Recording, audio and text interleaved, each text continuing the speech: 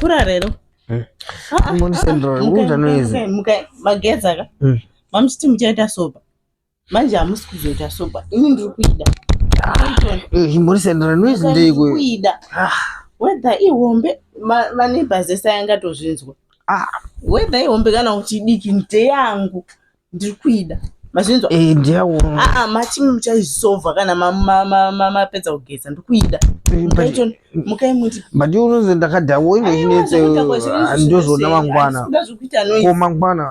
Ati maneighbors angatomuka ndiri kutoida izvozvo. Wewe uri kutoisa boenda kubasa aunete ne. Ene ndaswera ndichifunga.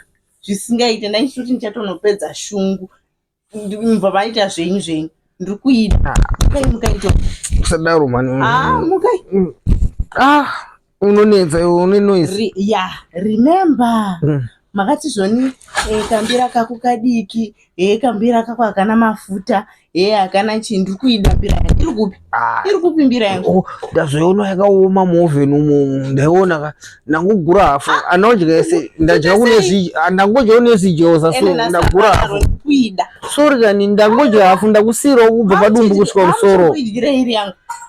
Ambati makati zvoni amutomboka bate kambira kangu kana tonyadzisa kudya. Kaka sina ko mafuta but kana wakadya kwambira na. Kuida mbira yangu. Sorry ndangotsengerera. Hafu kupe munyepa kuti anzima. Ndaisiya museri kwoven yakaputira nenyu. Ndiswa kuseri kwoven sendiri kuida. Ndatsapla njiri padenga po ndaputira ne newspaper. Kuida yakazara yese. Nanda kudondisaiona ndikaipedza yese. Sorry yani yange ichinaka zvayo but sorry. Mamuchimboitorere kwemaishora. Ndokutengera